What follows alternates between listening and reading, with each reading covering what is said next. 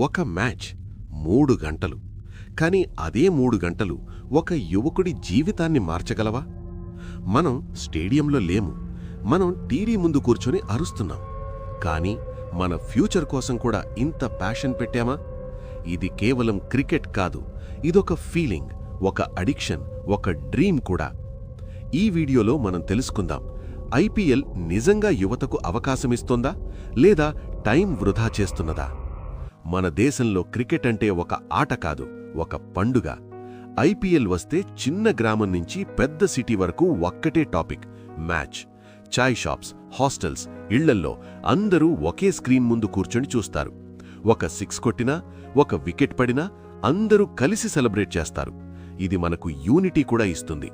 కానీ అదే సమయంలో రోజుకు 3-4 గంటలు మ్యాచ్ చూస్తూ స్పెండ్ చేస్తున్నాం. ఆ టైం మన ఫ్యూచర్ కోసం పెడుతున్నామా లేక ఎంటర్టైన్మెంట్ కోసమే వాడుతున్నామా? ఇదే అసలు ప్రశ్న. ఈరోజు చాలామంది యువత ఐపీఎల్ ప్లేయర్స్ని ఐడల్గా చూస్తున్నారు. వాళ్ల లైఫ్ స్టైల్, ఫేమ్, మనీ చూసి ఇన్స్పైర్ అవుతున్నారు.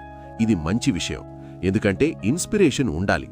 కానీ అదే ఇన్స్పిరేషన్ డిస్ట్రాక్షన్ అవుతోందా అన్నది కూడా చూడాలి.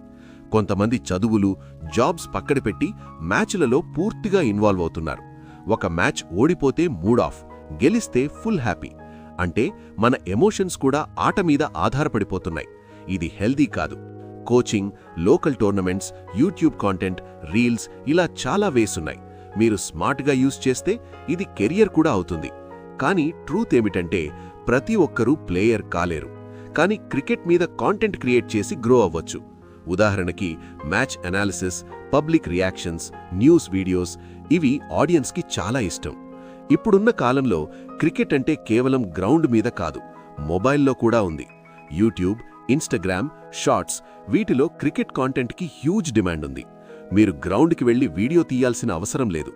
మీ విలేజ్లో, మీ ఫ్రెండ్స్తో, మీ ఒపీనియన్స్తో కూడా వైరల్ కాంటెంట్ చేయొచ్చు. ముఖ్యంగా తెలుగు ఆడియన్స్కి లోకల్ కాంటెంట్ చాలా ఇష్టం. మ్యాచ్ చూడటం తప్పు కాదు, కానీ బ్యాలెన్స్ ఉండాలి. రోజుకు 3 గంటలు మ్యాచ్ చూస్తే కనీసం 2 గంటలు సెల్ఫ్ డెవలప్మెంట్కి పెట్టాలి. అదే స్మార్ట్ థింకింగ్. క్రికెట్ని ఎంజాయ్ చేయండి, కానీ లైఫ్ని నెగ్లెక్ట్ చేయొద్దు. ఎందుకంటే మ్యాచ్ డైలీ వస్తుంది, కానీ లైఫ్ ఛాన్సెస్ డైలీ రావు. నేను కేవలం వ్యూవర్నా లేక క్రియేటర్నా?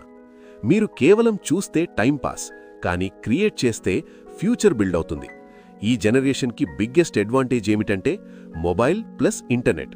దీన్ని యూజ్ చేస్తే లైఫ్ చేంజ్ అవుతుంది. క్రికెట్ మన ఎమోషన్, కానీ మన ఫ్యూచర్ కూడా ఈక్వలీ ఇంపార్టెంట్. మీరు నెక్స్ట్ మ్యాచ్ చూస్తున్నప్పుడు ఒకసారి ఆలోచించండి, నేను చూస్తున్నానా లేక నేర్చుకుంటున్నానా? ఈ వీడియో మీకు నచ్చితే లైక్ చేయండి, మీ అభిప్రాయం కామెంట్లో చెప్పండి. మరియు ఇలాంటి నిజమైన స్టోరీస్ కోసం KMG9 న్యూస్ని సబ్స్క్రైబ్ చేయండి. ఎందుకంటే మన కథలు మన మాటల్లో చెప్పేది ఇదే ఛానల్.